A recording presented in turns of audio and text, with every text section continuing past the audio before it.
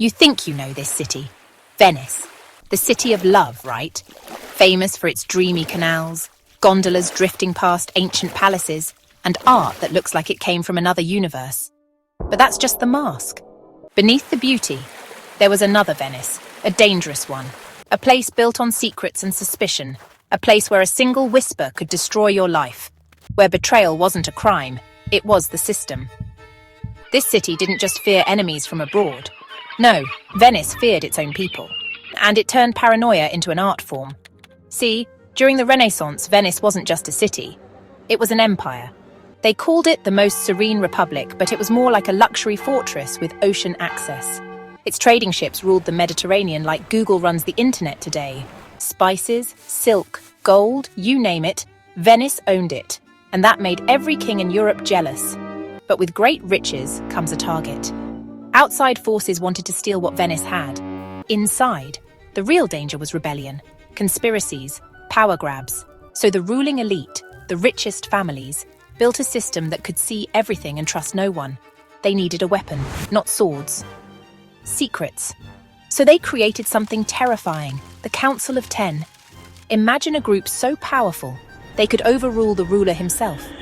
These 10 men weren't just lawmakers. They were judges, spies, and executioners all at once. They could act instantly, quietly, fatally. Their secret? They didn't need to hire agents. They made everyone a spy. The people of Venice became part of the surveillance machine. And to make that work, the council invented a tool unlike anything else in the world. All over Venice, carved into stone walls, were eerie faces with gaping mouths. The Bocche di Leone, the mouths of the lion. To most, just statues. But to Venetians, they were dropboxes of doom. Anyone could write an accusation, treason, bribery, a joke made in bad taste, and slip it into the lion's mouth. That note would go straight to the council. And if they believed it, someone was getting dragged out of bed. Now sure, most notes had to be signed and witnessed, but here's the scary part. If you were reporting something big, like treason, you could be completely anonymous. Suddenly, everyone had something to fear. Was your neighbour mad about a debt? Did your servant hear you criticise the Doge? Was that old friend about to drop a note that ends your life?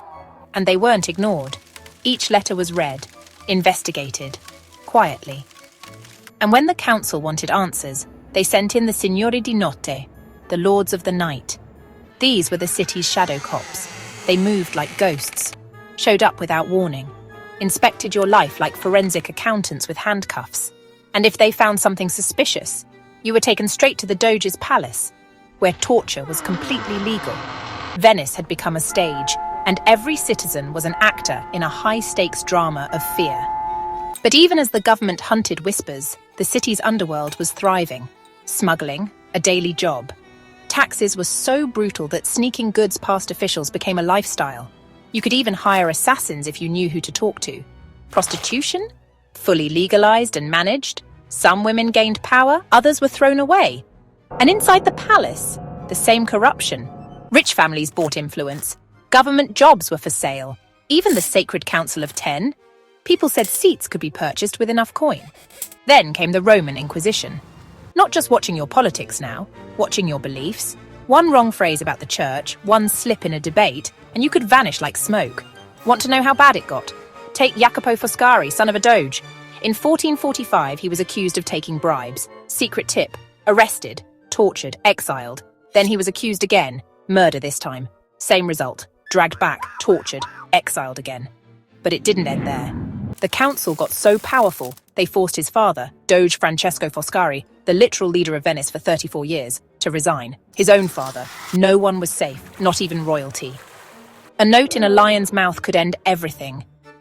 If you were arrested, they didn't just throw you in jail. They paraded you across the Bridge of Sighs, a covered narrow walkway from the interrogation rooms to the prison. Through tiny windows, you'd get your last ever look at the sky. That sigh?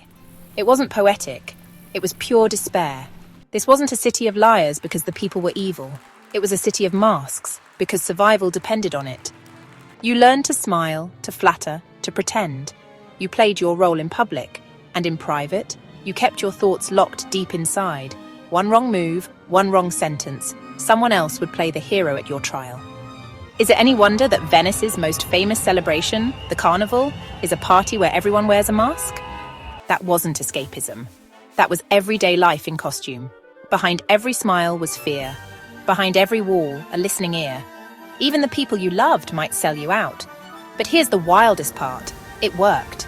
This system of fear kept the Republic alive for over 1,000 years. That's not just stability, that's legendary. But it came at a human cost. A culture soaked in anxiety, a city that shone on the outside while decaying from the inside. So what do you think? Was that stability worth the fear? Was it genius governance or organized oppression? Let me know in the comments. And if you want to dive deeper into history's most chilling secrets, hit subscribe and ring that bell. When Napoleon finally marched into Venice in 1797, he didn't just take the city, he destroyed the Bocche di Leone, smashed them to pieces, called them symbols of tyranny.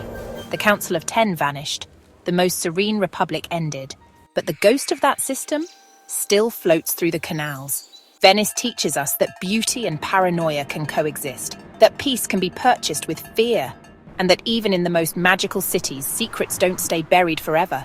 Listen closely, and you can still hear the whispers. Subscribe and check out our next video about nuns, prostitutes, and power. The women who ran Renaissance Venice. In the glittering, cutthroat world of Renaissance Venice, a secret history of power was being written.